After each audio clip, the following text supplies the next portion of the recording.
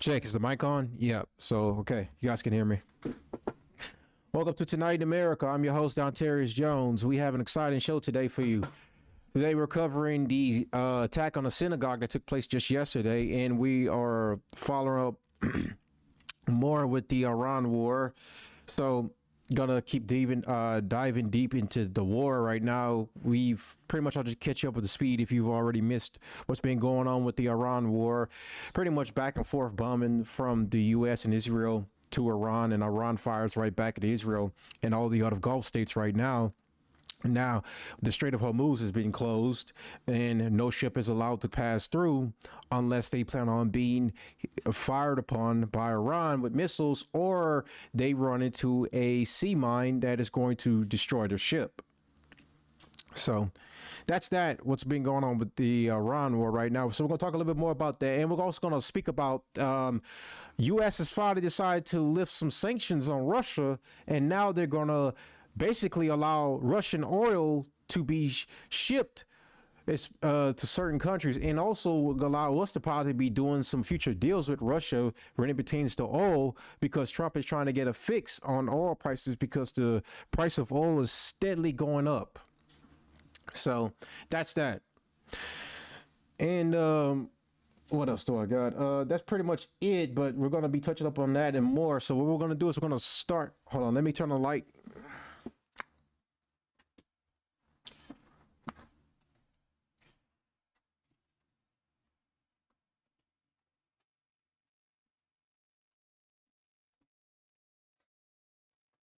Uh, all right. So we're going to pretty much just jump right into everything right now. So let's go ahead and get to our first story. So we're going to cover the synagogue attack that took place yesterday in Old Dominion University shooting too. So we had two attacks the other day. One at a Michigan synagogue, and the other at Old Dominion University. There was a shooting that took place over there. So we're just going to dive right on into the first stories, and then we're going to talk more about the war later on and just cover all important details about the war and what's coming next.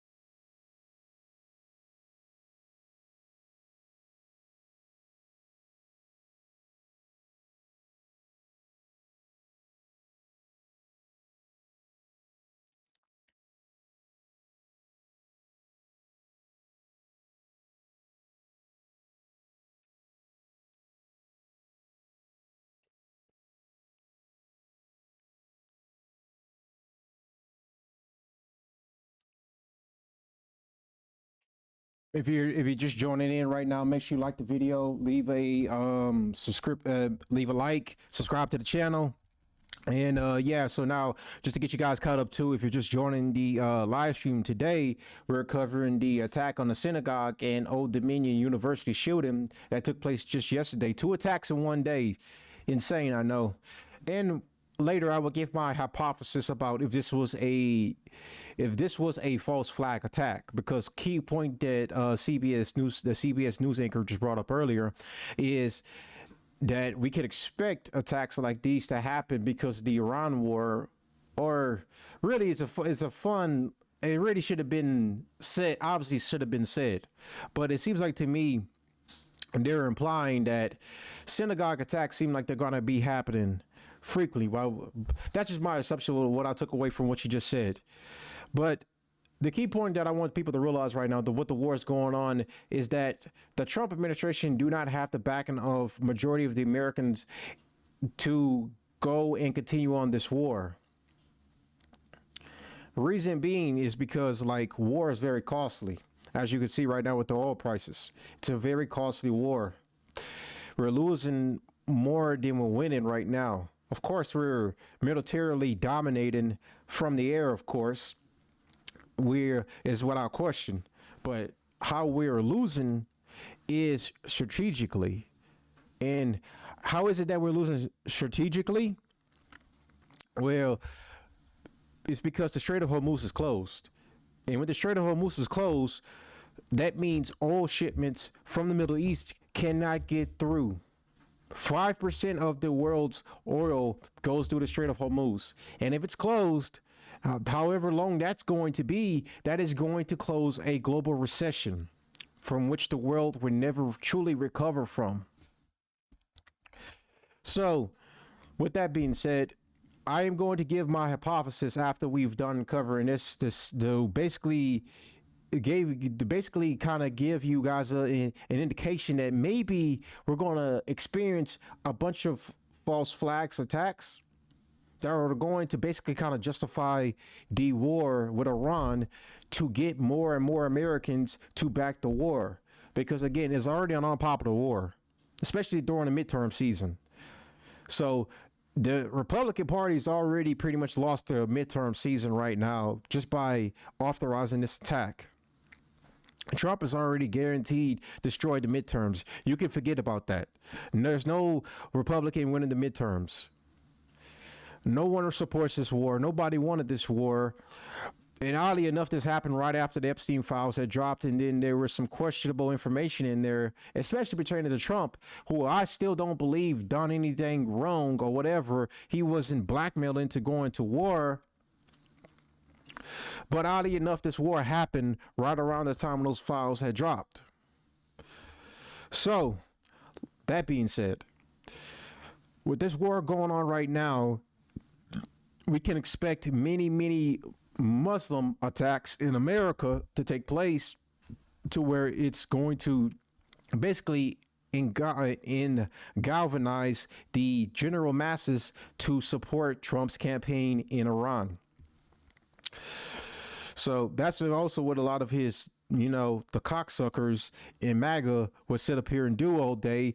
The shields that run the clipping accounts for Trump pretty much on X that always try to push the narrative that the leftists, the Democratic Party, support mass immigration from these Islamic terrorists into America, and that we are waging a war on their bigger supporters, the Iranian regime. Basically, they're basically alluding that the Democratic Party supports Islamic migration into America, which they do. I won't lie about that. But the key point to realize is that on wars like this, which are for the purpose of regime change, also leads to massive amounts of immigration from those countries into America. We go there under, say, a Republican president. We go there, wage war in that region, and then next thing you know, we destabilize the country so much to where we have a bunch of out of place immigrants who need somewhere to stay. And then next thing you know, we have a president who's a Democrat who allows them to come in. So we pretty much get best of both worlds in a situation. You got on the right, wage war, go there, destabilize the region for the purpose of regime change that doesn't lead to success at all, and this actually just leads to destabilization of a country. Next thing you know, you have a democratically elected Democrat president who comes in, and then he opens up the border for all the misplaced immigrants that have nowhere ready to go because their country is turned into a hellscape, and then we allow them to come here into America, and then we have an immigration problem. So That's the purpose of what I said earlier, that we need to be more aware right now, especially during these times, that false flags are going to happen because people are looking for justification for why this war should continue on and why we need to see boots on the ground to basically be able to implement regime change, because you're not going to be able to implement regime change just strictly from the air. It won't work. So I will give my prediction later on after we're done covering this story, and then we're going to move on to the war.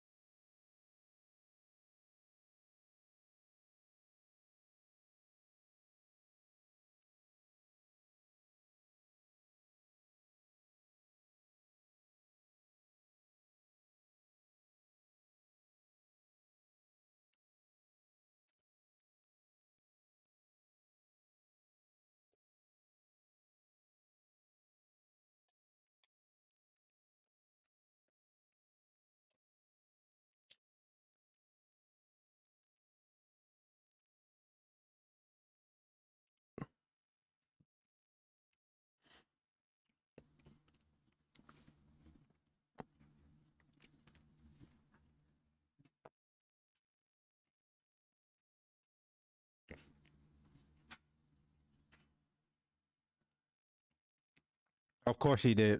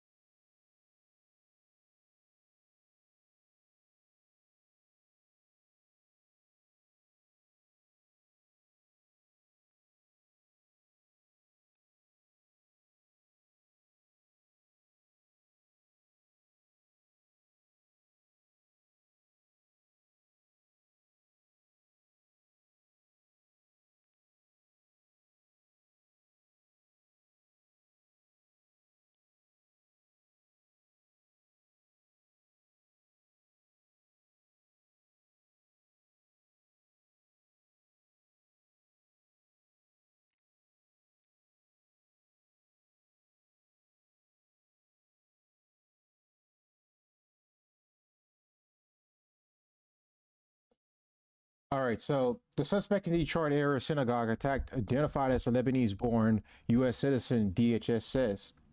A suspect in attack on Thursday in Temple, Israel. Hold on, let me turn my air on right quick.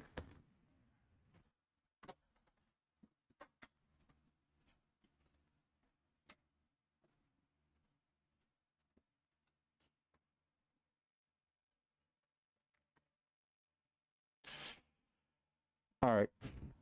So let's continue on. A suspect in an attack on Thursday in Temple, Israel, in West Bloomfield, Michigan, has been identified as 41-year-old Lebanese-born U.S. citizen. The Department of Homeland Security told CBS News. DHS said Ayman Muhammad Ghazali from Dearborn Heights, that's not going to be good, came to the U.S. illegally in 2011 after receiving sponsorship from his then wife, a U.S. citizen, and became a citizen himself in 2016. DHS says he entered the U.S. on an IR1 immigrant visa and applied for naturalization on October 20th, 2015. West Bloomfield Police Chief Dale Young says law enforcement responded to an active shooter situation at about 12:19 p.m. on March 12th, and field officers arrived at the scene within 5 minutes. Young says the suspect rammed his vehicle into the building. Authorities say the car caught on fire after it slammed into the building. Temple security officers engaged the individual and neutralized the threat. Young said, our officers, combined with arena agencies, cleared the building multiple times and successfully evacuated all children and staff. The FBI says it is investigating the incident as a targeted act of violence against the Jewish community. This is a deeply disturbing and tragic incident, and our deepest sympathies are with the victims, their family, and the entire Jewish community, said Jennifer Runyon, a FBI Detroit special agent in charge. All right.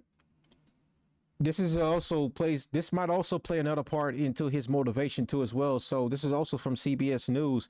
Michigan synagogue attack suspect lost family in Lebanon airstrike.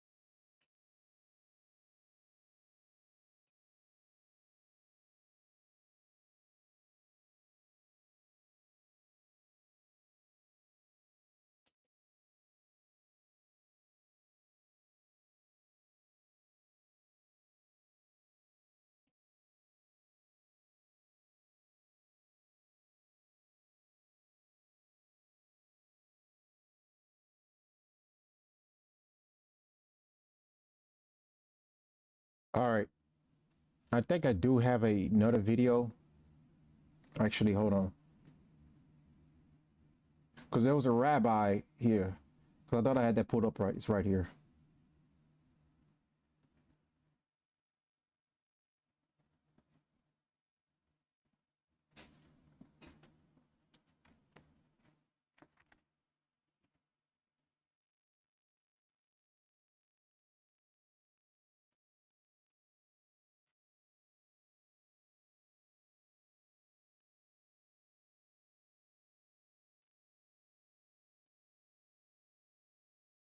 I think that's my yeah, that's my end.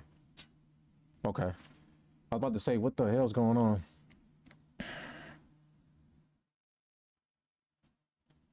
Give it just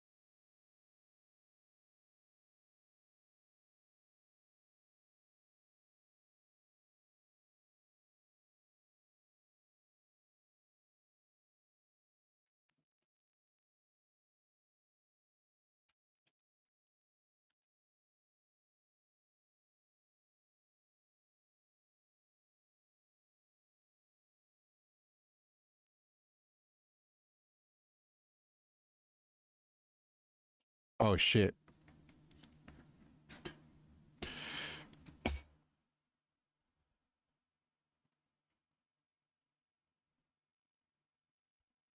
Hold up once, bruh.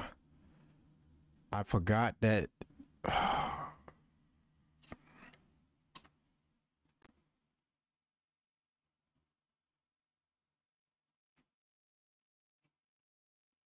Hold on, I gotta fix this right quick.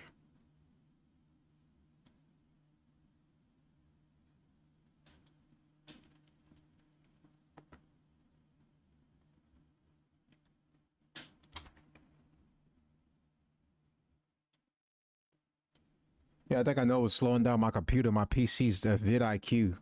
I might have to turn that off right quick.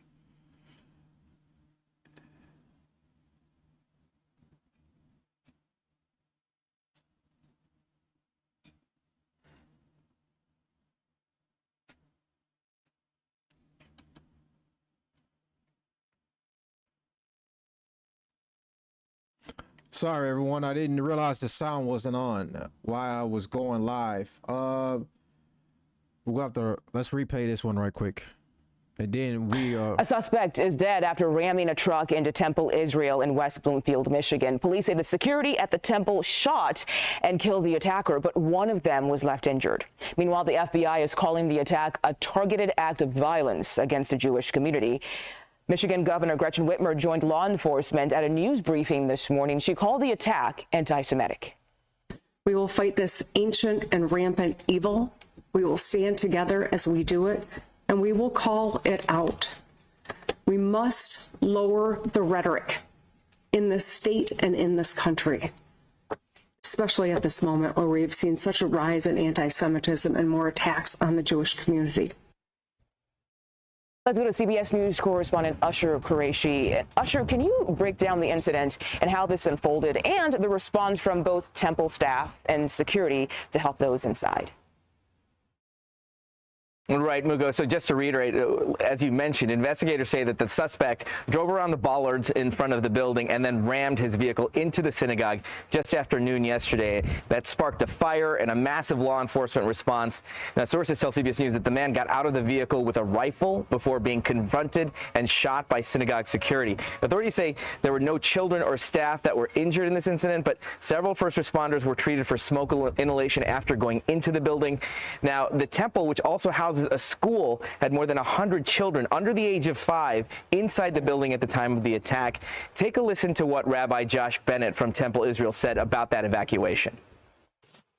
One of the beautiful things that happened yesterday was not only did our staff react exactly as they had been trained, but our children, because of that, were given an opportunity to really not know what was going on. They were taken. Yeah, sorry about that, everyone. I didn't realize my output sound wasn't on, so the sound's fixed now. Excuse me, because my PC had restarted because it was doing an update, and some of my shit got fucked up, so I did not even know that. I apologize. I fixed the sound right now, so we should be good to go with the show for the rest of the day. But if you're just joining me right now, was watching the Michigan synagogue attack that happened in and apparently the attacker's motivation came from losing family in the ongoing war right now, not only between U.S., Israel, and Iran, but also between Hezbollah and Israel, which are leading to Israeli strikes that are taking place right now in Lebanon that are killing lots and lots of Lebanese families. This attacker was a Lebanese legal citizen in the United States, and apparently he has family back home in Lebanon that were killed during the strikes, and allegedly, according to what CBS is alluding, is that this was his motivation at going out and attacking a synagogue. Out of the building immediately. They were brought to safety across the street. We have an incredible partnership with the Chaldean community here, who opened their facility for us as a reunification site. So our kids had the opportunity to be taken care of by their teachers. And because of the training that we've all gone through, it happened naturally and calmly. And it was really miraculous that everybody was safe. And Mugo, just to reiterate what you heard there, I mean, there have been heightened senses of security here for a long time. The synagogue, the temple, engaged in that training back in January with the FBI, and fortunately, nobody was hurt. But we were told by leadership that when that vehicle was rolling into the temple at that time, they were rolling past some of these classrooms, and it was, as he mentioned, a miracle that. All right, so we got the party. I'm gonna kind of push for time, so we got to just go speed run through some of the stuff. So I'll give my prediction right now about this. Where's my heat go? Okay, so do I think this was a legit attack by a grieving Lebanese citizen who obviously have some grievances? He obviously have some beef with the Israeli government, and his idea of getting back at the Israeli government is going out and attacking just innocent Jewish people who honestly are not even fighting in the war right now and have nothing to do with this. Do I believe that this was that situation, or do I believe this was like a false flag attack? I'm under the assumption that at any point during this war, as long as this is about to go on, we're going to see more and more attacks like this. Because you know why? Like I mentioned earlier, they need justification to keep this war going. And the only way they're going to get justification to keep this war going, they need the support of the general masses. They don't have the support right now of the people. The people look at this war and say this war is very costly. Gas prices are about to shoot up right now. I think in California right now, gas prices are exactly at $10 a pump. That's exactly what it's like in California right now. And then all over around the states right now, gas prices are already shooting up right now. We're already seeing this at the pump right now. So people have grievances right now. This Lebanese citizen, do I believe that he legit went out there and attacked a Jewish synagogue because his family in Lebanon are being bombed to death by Israel? Maybe that's the case, maybe. But I also I also have to keep a head on swivel and just have to constantly keep in the back of my head that any and all things that can happen during this war could be a false flag psyop attack. So I personally have to keep my, I personally just gonna keep my, pretty much just, I'm not gonna jump to conclusions just yet until more evidence come out later on. That's what I would say. I don't know for sure that this guy probably would. He probably did have grievances. I'm not excusing what the fuck he did. Quite frankly, he got what he deserved because he tried to kill innocent people. But at the same time, do I just believe that these random attacks that are happening right now, because what is this, like 3 attacks now? All these people are suddenly just being activated now to go after Jewish people to kill them or whatever. So I don't believe that all these attacks are just suddenly just happening just because of the war or whatever. People just being emboldened to go out there and just destroy and kill any Jewish related place of worship or a place of gathering where Jews go to gather. I don't believe that at all, for the most part. Now, of course, I could be wrong. I will admit that. But I need more evidence to sit here to back up that claim. And also, I'm also, just like I said, this is just my hypothesis. I don't have the evidence to back up my claim that this is a false flag or whatever. But it's strange enough that a lot of these attacks are happening more and more, and then the media is saying that more and more anti-Semitic attacks are ramping up or whatever, and then you have a bunch of political commentators and politicians keep pushing the rhetoric that violent Islam is coming to the West and trying to take over and are attacking innocent Jewish people. That's the rhetoric they're going to push more and more every day because they want the general masters to get behind them to support the war in Iran, to keep supporting it, and to also give the support to the GOP so the GOP has a reason to keep the warfare going, and also it would lead to the GOP to authorize boots on the ground. So keep in mind, any and all these attacks that are happening, what do some of these Republican like politicians, especially like Lindsey Graham, for example, go and do? They go on Fox News, they go and lay out their arguments about why we need boots on the ground and why we need regime change, because this Islamic terrorist regime is sending their people here to attack us at home. That's their arguments they're using, or pretty much I'm just paraphrasing, or it's around those type of argumentations. They're looking for justification for why we need to go to war. That's just what their argument comes down to. For some of them, they're religious zealots. They want this war because they feel like it's for God's chosen people. For others, it's more of like, yeah, America, we putting our boot up their asses of these Islamic terrorists. You know, everyone's looking for justification for this war because the Trump administration do not have the backing right now. Gas prices are about to shoot up right now like crazy. We're going to be feeling it as weeks go on, probably months now. The 12-day war, this war right now, currently speaking, is about to pass up the 12-day war because I think, 13 days? It's got to be 13 days now. So now this war is longer than the 12-day war. And it's only going to keep going right now. The Iranians right now in Iran are peacefully marching in support of the regime, chanting death to Israel and death to America. Now, wait, I may have a disagreement with them when they're chanting death to America because this is my country, of course. But at the same time, if Trump's idea of regime change is trying to get the Iranian people to support them to where they topple the government so that way they don't have to do it themselves, then it's backfiring. It's not working. So you could keep in mind. So to summarize this right now, what I'm trying to say is that keep in mind that any and all these attacks that are going to happen in probably the next weeks or so are all justification probably to go to war. And it is sad that innocent people have to lose their lives. But at the same time, there's these cocksucking politicians who are going to use this as justification for why we need boots on the ground to go implement a real regime change. And the crazy thing about it, Iran is waiting on us to go do that. They're inviting us to come there to invade them. So that's that. We're going to move on right now. So I want to get caught up back on the war. Where is it? So we are on update 11. This is from Propaganda and Co. Close some of these tabs up right quick.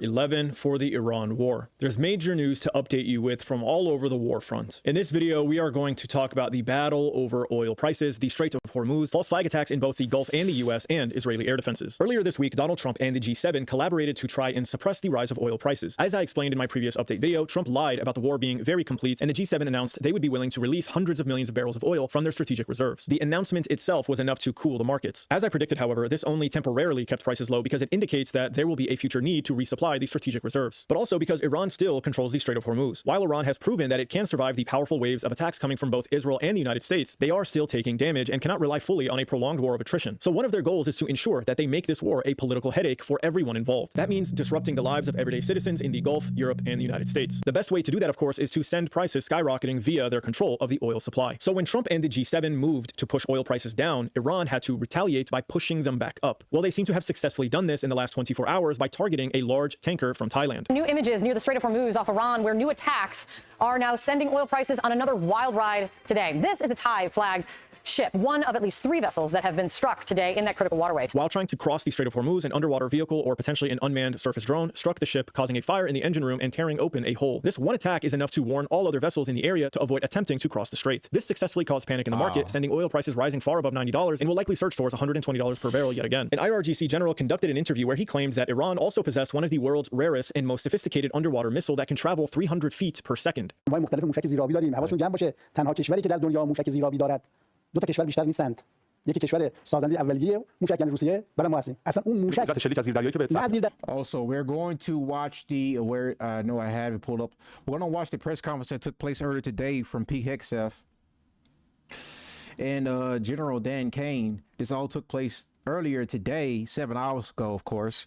I wasn't awake when this press conference took place, so I'm going to react to it with you guys right now in real time and give my take on what they're going to say right now. So look forward to that in just a little bit. اصلا ما وضعیت خاصی رو داریم. موشک‌های زیرآبی که 100 متر در ثانیه سرعت حرکتشون هست. امریکایی‌ها طی 15 سال 20 میلیارد دلار هزینه کردن که به این سرعت از زیر آب دست پیدا نتونستن. ولی اون سرعت دست پیدا کردن. شوروی‌ها دست پیدا کردن.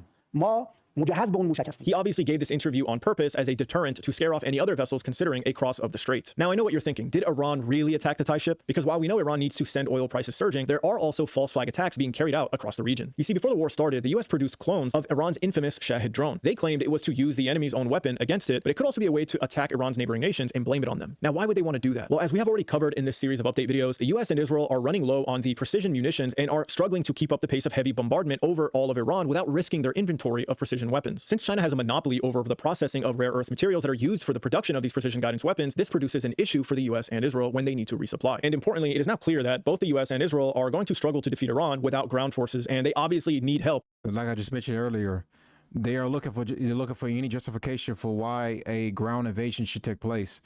They don't have the justification just yet. That's why all these out of nowhere rampant attacks against Jewish communities are happening all of a sudden. And now these politicians and political commentators are raising up their voices to justify why boots on the ground are necessary to once and for all end the Islamic regime.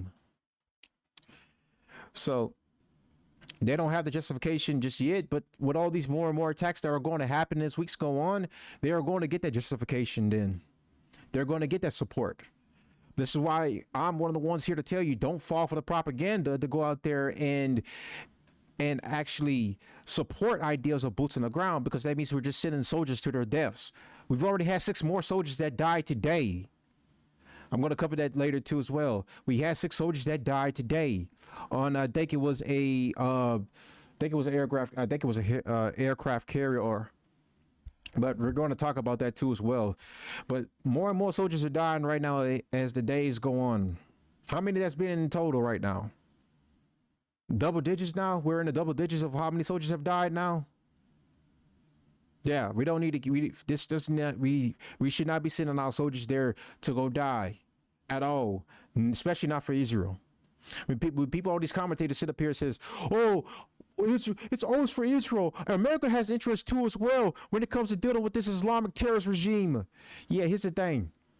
There's multiple ways to go about doing this when it comes to dealing with Iran. You don't realize we could have a trade agreement right now and actually come to the negotiating table and negotiate in good faith, and we wouldn't have to even be able to actually be in the middle of war with them right now. Regime change does not work. We've seen this how many times now, and it's always failed. And we all know that this is for the clean break memo. We all know this. It's crazy to even sit here and deny that this is for the clean break memo.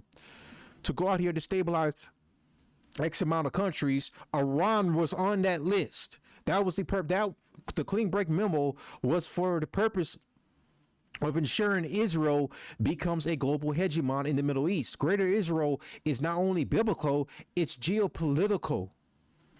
That's the purpose of what the Greater Israel Project is. It's land expansion.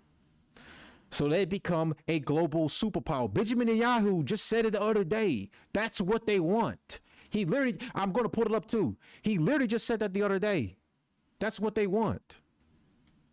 So we're going to continue on right now, but I'll put that video up for you guys later where Benjamin Netanyahu literally just admitted that's what he wants Israel to be, a global superpower. That's what he just said. All of this is for that purpose. Iran is the last country that stands in their way. I'm not cheering for anyone in this war. I have no fight. I have no dog in this fight. But at the same time, I do not want Israel to win. They win. We're basically ensuring our greatest ally becomes our greatest enemy at some point. Strategically become our greatest enemy. That's what we're doing. So. Clearing the Strait of Hormuz. The U.S. and Israel don't want to bear the brunt of this attack, so they have been trying to convince the region as a whole to jump into the war. Lindsey Graham said it himself in an interview. To my friends in Saudi Arabia, I've been your biggest champion. I think the Crown Prince Speaking of Lindsey Graham.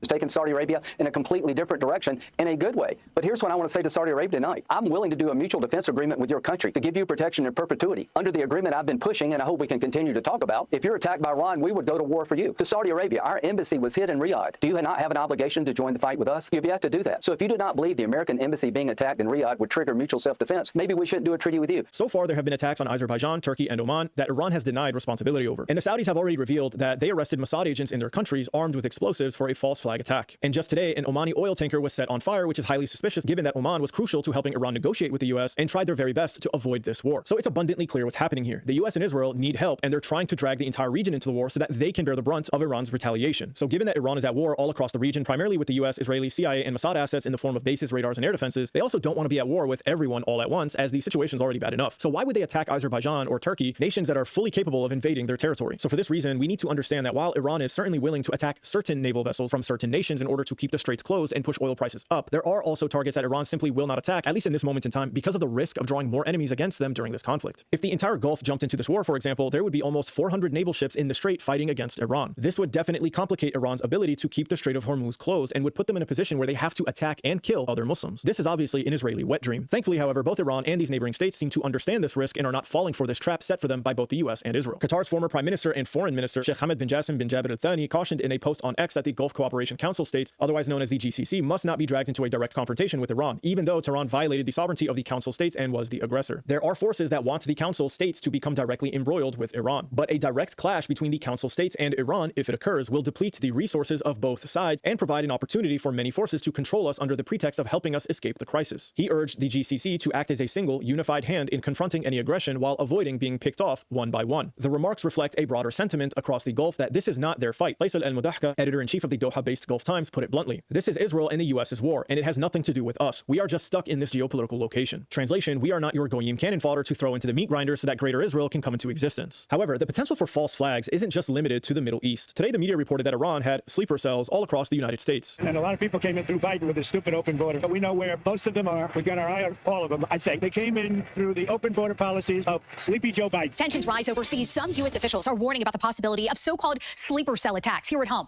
The term is often used in talks about terrorism and foreign intelligence. Let's go to Morgan Stevens from the fact. Yeah, I'm not gonna lie to you. That plastic surgery is crazy. Holy shit. team. And obviously, as I mentioned, we have heard the warnings from the White House, from lawmakers about this. What do Americans need to know? Well, a sleeper cell is essentially a covert group of operatives. This is either spies or terrorists who infiltrate a target country or organization and remain inactive for a long period of time until an order comes in. They may hold regular jobs, have families, and blend into their communities so they don't raise suspicion, and they wait, whether that's a direct message from a handler or coded communication before carrying out their mission. Those missions can range from espionage and intelligence gathering to sabotage or even terrorist attacks. And concerns are obviously heightened right now. What are authorities saying about a potential attack? What are they telling you?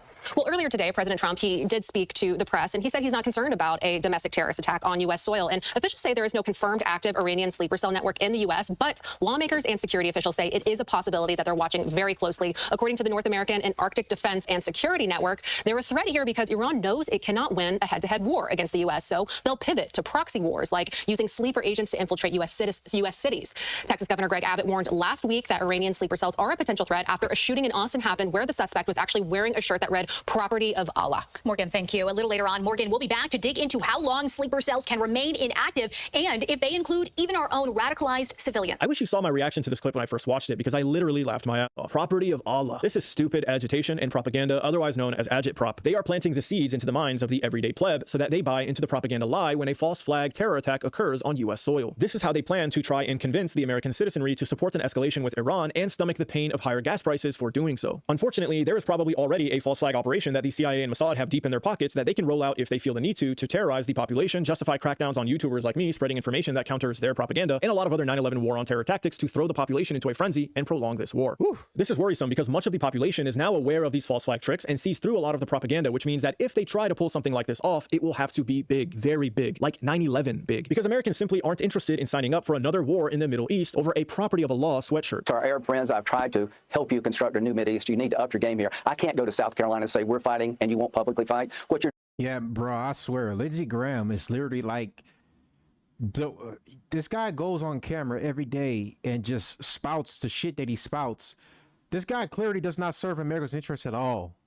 He serves the interests of the Israeli government. That's what he serves. That's who his masters are. I'm surprised we have not arrested this guy for treason at this point yet. This guy is literally going out here. Him and Randy Fine are two of the most treacherous pieces of shit I've ever seen in my life. These two right here go out here and spout the shit they spout. Randy Fine clearly already he's Jewish, so obviously speaking, you already know where he leans at in all this. Anything to take the eyes off of Israel. Lindsey Graham, on the other hand, this guy is like literally just a shameless. He's just doing tricks on it at this point, man. Not even shamelessly. He's just doing it openly. Doesn't care at all in this world. Like, this guy is literally the warmonger, hungry Southern. I can't say the word on YouTube, but just like, this guy's just a shameless cuck, bro. That's one I can say, cuck. This guy, Lindsey Graham, is a shameless cuck, bro, for the Israeli government. This guy literally, I'm telling you, he does not worship America at all. This is not American nationalist. This is a Israeli nationalist. Some of these politicians that sit up here and say they have America's interest at heart, and then you listen to them go on Fox News every day and says, how can we, pretty much the rhetoric is just like, how can we help the Israeli government more and more every day? Him and Mike Huckabee are the two biggest cocksuckers for the Israeli government I've ever seen. And they're not even doing it for money. I don't even believe they're doing it because they're getting paid. No, I think they're doing it because they're religious zealots. They really believe they're doing it because God commanded them to. That's what they believe in. Like, you listen to Lindsey Graham every day, all of his interviews. This guy has he's like, he literally just cannot properly think outside of like worshiping God's chosen people. That's his whole entire ideology. But I think this also plays a part into like this Protestantism. Protestants literally sit here and worship the grounds that God's chosen people walk because they truly believe they are the chosen. I gotta do a deep dive into Protestantism at some point, but like all these Protestants, especially these Pentecostals, these Baptists, these evangelicals types, they all believe that the Jews are literally God's chosen. I literally had got into it with a girl who really believes in this stuff too. She was a Pentecostal. No, she believes that they are God's chosen people. She can't do nothing wrong. And I literally outlined what they are doing wrong and how they're dragging America into almost every word that they start. And she literally just says, well, they're still God's chosen. I'm telling you, Protestants literally cannot think outside their own ass. They literally believe the Jews are literally God's chosen people. It's crazy to me. Doing behind the scenes, that has to stop. The double dealing of the Arab world when it comes to this stuff needs to end. I go back to South Carolina. I'm asking them to send their sons and daughters over to the Mideast. What I want you to do in the Mideast, our friends in Saudi Arabia and other places, step forward and say, this is my fight too. Now I want to talk about what Hezbollah and Iran have been doing to Israel over the last few days. I haven't spoken much about Hezbollah because there's simply so much to cover and focus on just in the Strait of Hormuz. One day soon, however, I will produce a video dedicated to Hezbollah. So I'm running for time right now. So what I might do is I might go have to split this in two. I might have to come back later on tonight and finish covering this, because I'm probably going to have more time because I do have to run somewhere. So I'm probably not going to have enough time to finish my coverage right now. I'm going to see in a little bit because it's already 2:38 and I got to wash my hair. If you guys can see, my hair is now it's long now. But I'm going to have to run. So I'm going to see after I'm done watching this video of how much longer I got and their tactics, because it's truly impressive. But for now, long story short, Hezbollah is alive and well and kicking major ass. Oh, that's a funny meme. That's a funny meme. Be careful, you try to play games with. Oh my God! Radio. The Israelis that invaded southern Lebanon have experienced painful blowback from the resistance, and Hezbollah has targeted important Israeli radars in the region, further blinding them to incoming missiles and drones coming from both Iran and Lebanon. In this video here, a dash cam captures the moment a Hezbollah missile strikes a satellite installation.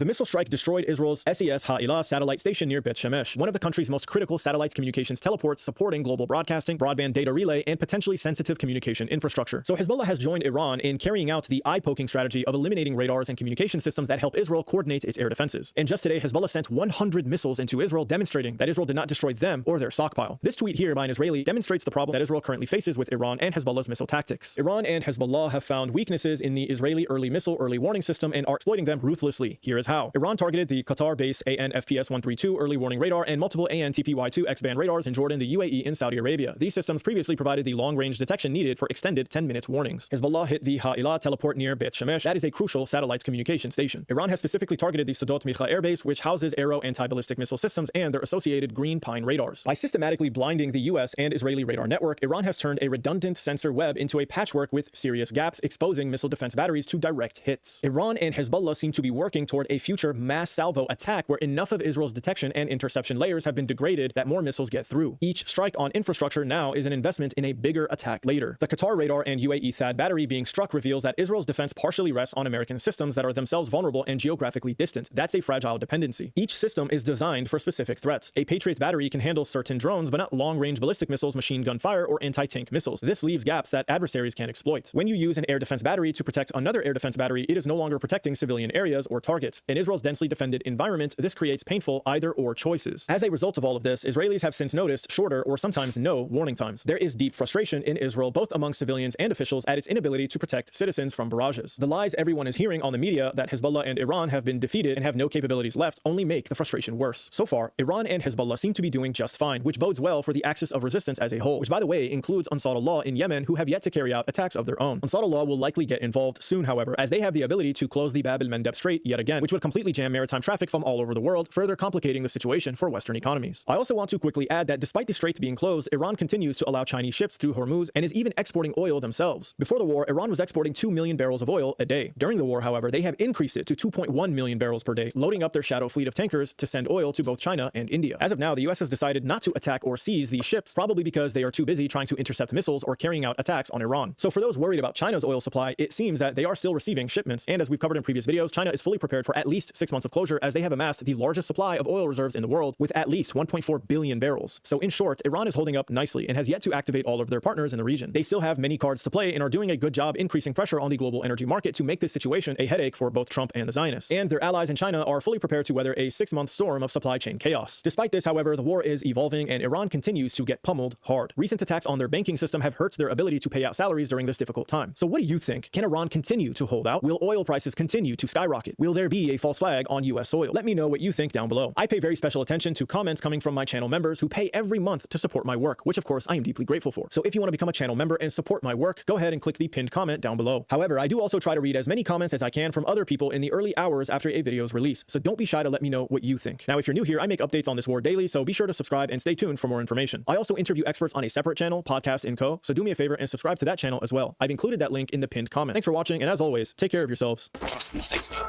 No loss. Fear. Everything is propaganda. Everything is propaganda. 100%. Everything is propaganda. So why not choose your own? All right. So I am kind of pushed for time. Sorry about this, everyone. This is going to be a short little stream. I'm going to be back later on tonight. I'll go ahead and set a time already. I'll go ahead and make the event too as well. Right now, Wi-Fi is working great now. I do have to fix some stuff, but yeah, I'll be back later on tonight. I'll go ahead and finish I'll do a full coverage of the Iran war tonight to make it up for you guys right now, because I do such a short stream right now. But I'll be back later on tonight. We're going to cover the Iran war all night, where watch the video, we'll watch the video surveillance from all the countries right now to see if we can capture some strikes that happen in real time. But want to have you guys have a good rest of your day. I'll see you later on tonight. I'll probably be back around, it's probably going to be early in the morning, but yeah. We'll go cover the Iran stuff later on tonight. So I'll see you guys back then. Peace.